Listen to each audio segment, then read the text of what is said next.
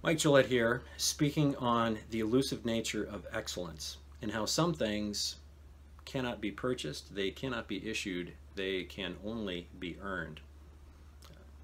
This is the story of the hierarchy of hats. Back in the 1990s, there was an Army unit that was being reviewed. It was being reviewed, no pressure, by the Army Chief of Staff. That's the four-star general who was in charge of the entire Army.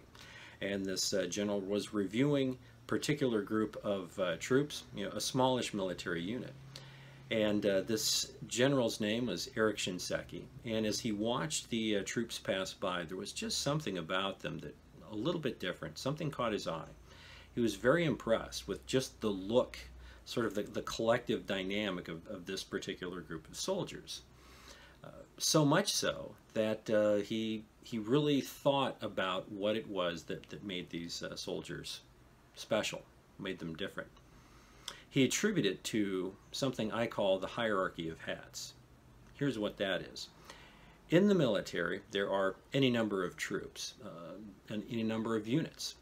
And some units are distinctive. They're a notch above, if you will. And they all get the same pay, but they do have the distinction of wearing some particular uniform items. In this case, they wear special headgear or hats.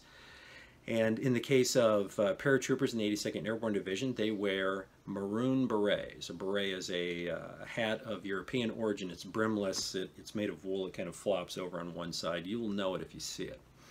82nd Airborne troops, like myself formerly, wore maroon berets. Then there were Army Rangers. They wore black berets. And then there are what are oftentimes referred to as green berets. That's an unofficial designation. Those are Army Special Forces, but they do in fact wear green berets with their uniform, hence the name. And they were the first Army military unit to do so. So, in this case, General Shinseki was actually reviewing Army Rangers. He was watching all of these troops march by with their black berets. Taken he was with these black berets. He attributed what he was seeing, this sort of cohesive, sharp, precise, fit-looking group of soldiers to, well, they've got these unique hats that no one else gets to wear.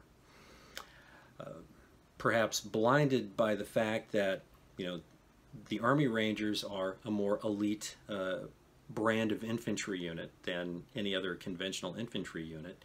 They train hard, they train at a higher level, their skill level is much higher, and they're just considered an elite category of soldier.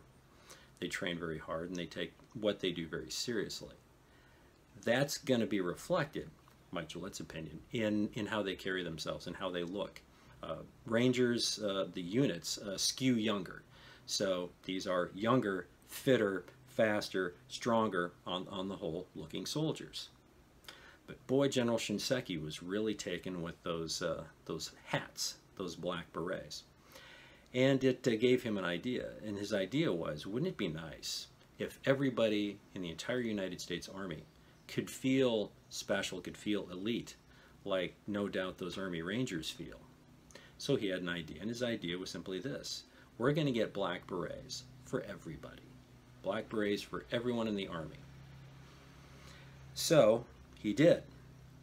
And the initial production run, which was also ordered very quickly, came to an initial amount of around $14 million.